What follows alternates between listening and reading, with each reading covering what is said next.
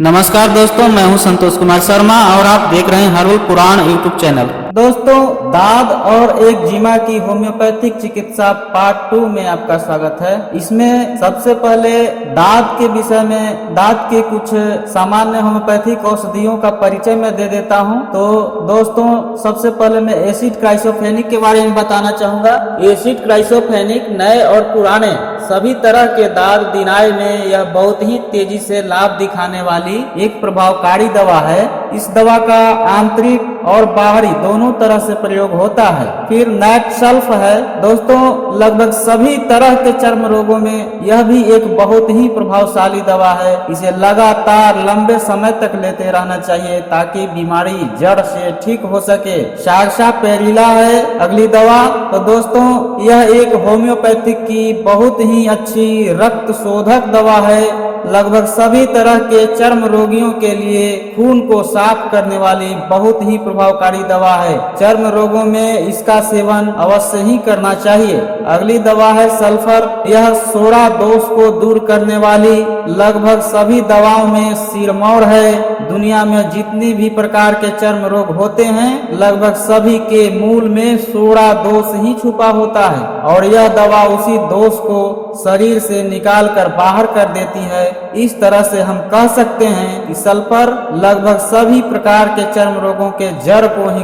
खोद कर निकाल देने वाली दवा है। आगे है दोस्तों, चिकित्सकों के अनुभव के विषय में बताना चाहूंगा। होम्योपैथ में बहुत से चिकित्सक, बड़े बड़े जो चिकित्सक में अपने अनुभव शेयर किए हैं, जैसे कि डॉक्टर पार्से, डॉक्टर स्टेसी हैं, डॉक्टर जी दीर्घागी, डॉक्टर नैश, डॉक्टर सरदार मलजैन, डॉक्टर वैसेल होप्टल महोदय, डॉक्टर बोहरा साहब हैं, डॉक्टर बार्नेट हैं। तो इनमें से कुछ चिकित्सकों का अनुभव मैं यहाँ शेयर करना चाहूंगा। डॉक्टर पार्से साहब के विषय में बताना चाहूंगा। डॉक्टर पार्से साहब ने लगभग सभी प्रकार के चर्म रोगों में एस्पोंजिया क्यू 5 से लेकर 10 बूंद की मात्रा में देने की सिफारिश की है। दोस्तों, उनका कहना है कि लगभग सभी प्रकार के चर्म रोगों की उग्रता को यह दवा बहुत ही शीघ्रता से कम कर देती है। डॉक्टर स्टेसी, दोस्तों, डॉक्टर स्टेसी ने पैर के एक्जिमा के ऊपर अपने अनुभव में लिखा है कि यह बीमारी रस टक्स और लिगम पाल के प्रयोग से ऐसे ठीक हो जाती है जिसे देखकर आश्चर्य होता है। डॉक्टर नैश साहब का नाम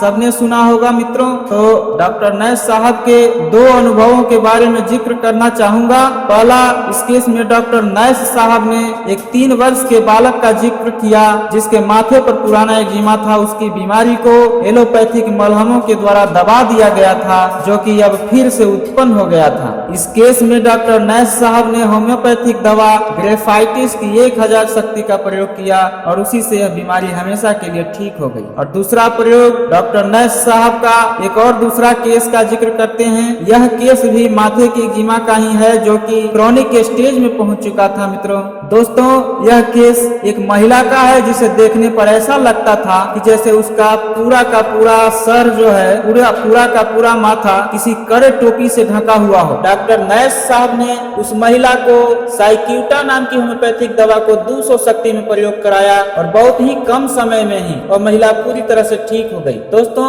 नैश साहब के अनुसार साइक्यूटा चर्म रोगों में आश्चर्य पैदा कर देने वाली औषधि है। अगला अनुभव डॉक्टर बोहरा साहब का मैं जिक्र करना चाहूंगा। डॉक्टर बोहरा साहब अपने चिकित्सा काल के अनुभव को शेयर करते हुए कहते हैं कि 2 लड़कों को चेचक के टीका लगाने के बाद एक्जिमा हो गया था। उन्होंने उसे थूजा दिया, लेकिन थूजा से कुछ भी लाभ नहीं हुआ। लेकिन दोस्तों, जैसे ही उन्होंने वेरियोलिनम का प्रयोग किया कि उसके मात्र 1 खुराक से ही दोनों रोगियों का एक्जिमा बहुत ही चमत्कारिक ढंग से ठीक हो गया। अब है डॉक्टर बार्नेट साहब। बार्नेट साहब का दांत दिनाय के इलाज करने का तरीका जो है दोस्तों, वो अपने आप में बड़ा ही निराला है। वे इस तरह के लगभग सभी रोगियों के लिए बेसिलिनम को एक प्रमुख दवा मानते हैं। उनका कहना है कि दांत दिनाय या रिंग वर्म के लगभग सभी रोगियों में ट्यूबरकुलर मियाज छिपा होता है, अतः उनके चिकित्सा काल में इस दवा का प्रयोग अवश्य किया जाना चाहिए, चाहे उस रोगी को टीबी की बीमारी हो अथवा न हो। तो दोस्तों, ये थे